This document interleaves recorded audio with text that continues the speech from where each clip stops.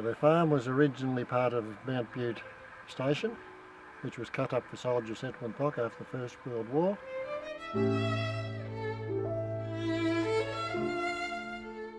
There's just over 800 acres, 430 odd acres in each block. And it's been in the family for, well, what, 80 plus years.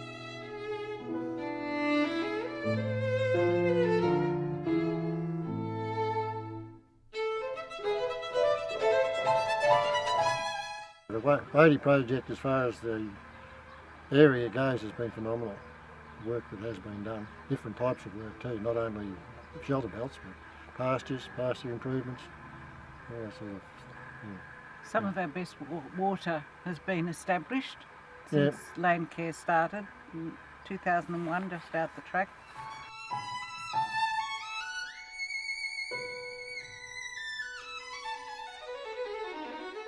I was part of the Wadey group almost from the onset. I was on the committee for 4 years, I think it was. I've done a fair bit of shelter belt work, a bit of bush care work up in the bush. What the Wadey has done for the area is just unbelievable. You have to look around and see all the new plantations, all the young trees and all the whole area.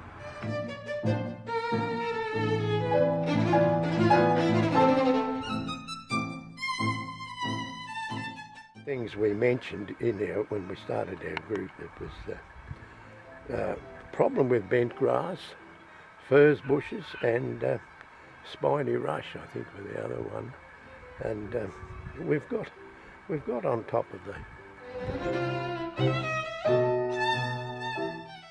we've improved the pasture a lot in that time, since that time. Because I know when we first started Landcare in 1988, that was one of our main problems, to get the pasture better, to try and improve the pasture, because we had a lot of trouble with bent grass. Not planted one native tree in a paddock up until 88. We'd planted a few pine trees at different depths, but we'd never planted natives. And now I reckon we'd have 15,000 natives.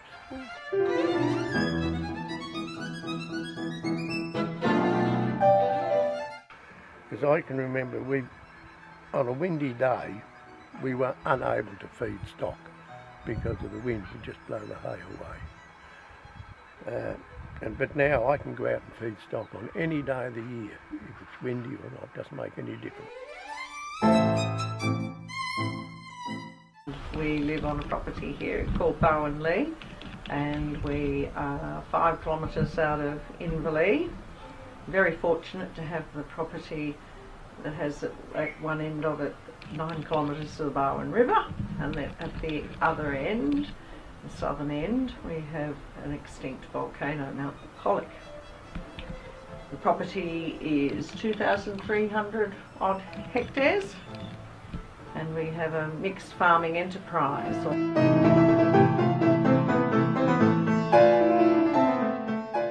Landcare to me means that I can remember my great-grandmother said to me, make sure when you give it to the next generation, you give it to them in a much better situation than you were given it.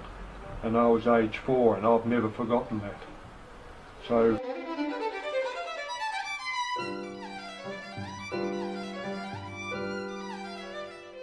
late 90s, we discovered that we had serrated tussock. We didn't really know very much about it, but we were very quickly in the next 4 years told that we had to get rid of it, and it was a huge job, and we got some poor advice, and the serrated tussock sort of took over the property. So it was a pretty grueling time for us.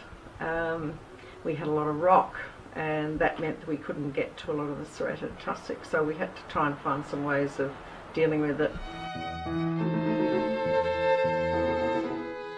The reason that I joined Landcare, I think in the early days, was actually to get some moral support, because it was a pretty tough going time trying to handle the tussock, just the two of us. But it was just good to start mixing amongst people who were caring for their land and work together and learning together. I think our group's been more of a learning group than anything else.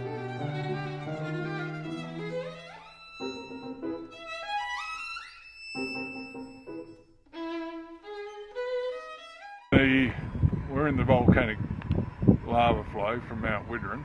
The farm goes from the top out, and these wetlands are caused by made by the lava flow.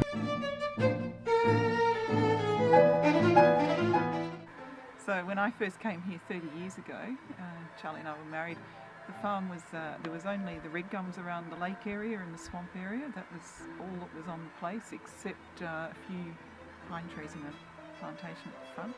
And the garden was, there was a little white cottage, and the garden was rocks and horehound. And that was it. And I thought, ooh, what am I doing here?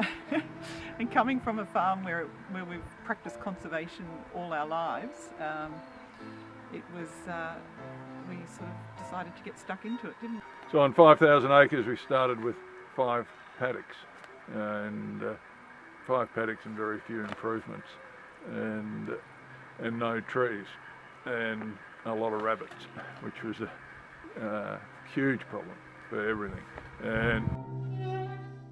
And one of the first projects we did was reinstating our lake just here, which is 600 odd acres, and yeah, we put up the wall, blocked the drain, and started with that, and then the swamp, and just been quietly going along since. Now we're running cropping enterprise and a whole merino enterprise self-replacing, and a first cross ewe self-replacing flock.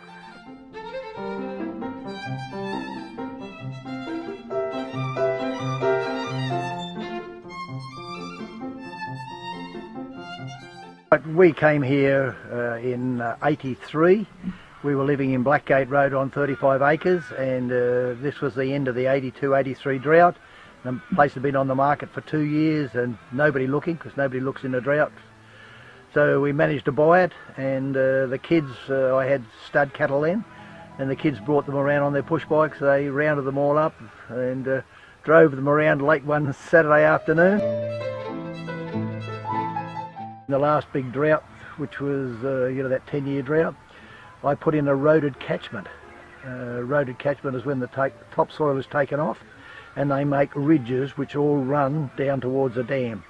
It looks like corrugated iron, and that saved me, because and I make compost on farm with Geelong compost, and each year we make about 200 tonnes, and then in the beginning I just put pure compost straight out, but now I mix about 60 or 70 tonnes of chook manure in with it.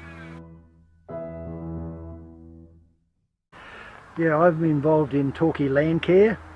I've been president. This is my second time. I was involved in it maybe 30 odd years ago, and then because of pressure of work I had to give it away.